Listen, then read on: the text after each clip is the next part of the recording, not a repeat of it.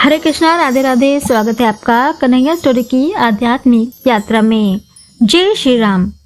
आज इस वीडियो में हम जानेंगे कि जगत गुरु रामभद्राचार्य जी ने बताया कि हनुमान चालीसा का गलत पाठ हो रहा है।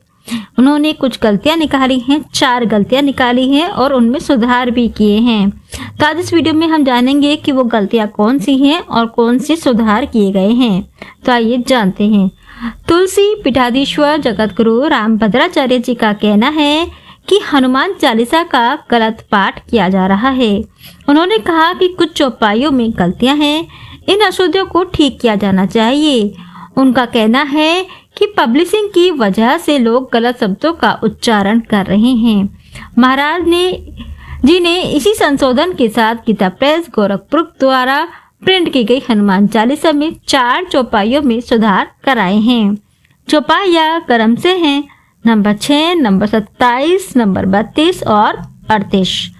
पद्म विभूषण रामभद्राचार्य जी ने कहा कि हनुमान चालीसा की एक चौपाई है नंबर 6वीं, शंकर सुवन केसरी नंदन तेज प्रताप महाजगवंदन।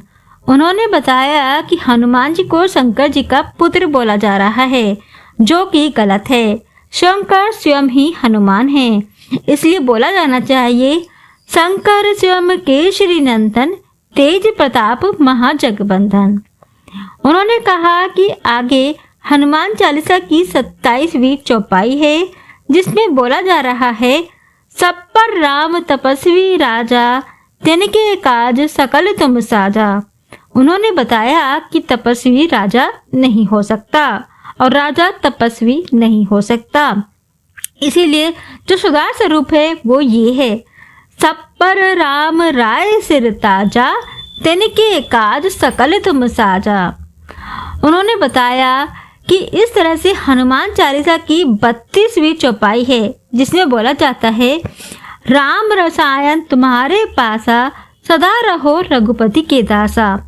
उन्होंने कहा कि यह नहीं बोला जाना चाहिए, जबकि बोला जाना चाहिए राम रसायन तुम्हारे पासा, सादर हो रघुपति के दासा। राम रसायन तुम्हारे पासा, सादर हो रघुपति के दासा। सदा रहो की जगह सादर हो होना चाहिए। उन्होंने बताया कि हनुमान चालीसा की 38वीं चौपाई में लिखा है जो 7 बार पाठ कर जोई, छुटे ही बंदी महासुख होई। यह नहीं बोला जाना चाहिए, बोला जाना चाहिए यह 7 बार पाठ कर जोई, छुटे ही बंदी महासुख होई। तो ये थी 4 गलतियां जो कि कहते हैं कि प्रिंटिंग की वजह से सभी लोग गलत पढ़ते हुए आ रहे हैं, गलत उच्चारण करते हुए आते जा रहे हैं। तो ये 4 चौपाइयों को शुद्ध रूप से बोलना चाहिए, तभी हनुमान चालीसा शुद्ध होगी। तो अब आइए जान लेते हैं कि रामभद्राचार्य जी कौन है। रामभद्राचार्य जी वही हैं जिन्होंने राम जन्मभूमि के मामले में गवाही दी थी कथावाचक के रूप में। रामभद्राचार्य जी वही संत हैं जिन्होंने सुप्रीम कोर्ट में रामलला के पक्ष में वेद पुराण के हवाले से गवाही दी थी। श्री राम जन्मभूमि के पक्ष में वे वादी के रूप में उपस्थित थे। उन्होंने ऋग्वेद की जैमिनीय संहिता से उदाहरण दिए थे, जिसमें सरयू नदी के स्थान विशेष से दिशा और दूरी का बिल्कुल सटीक ब्यौरा देते हुए श्री राम जन्मभूमि की स्थिति बताई गई थी।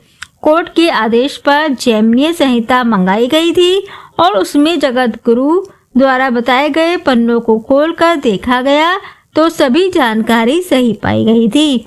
तो ये थी जानकारी कि हनुमान चालीसा में कौन सी चौपाइयाँ गलत है और रामभद्राचार्य जी ने कौन सी सुधार की। जय श्री राम।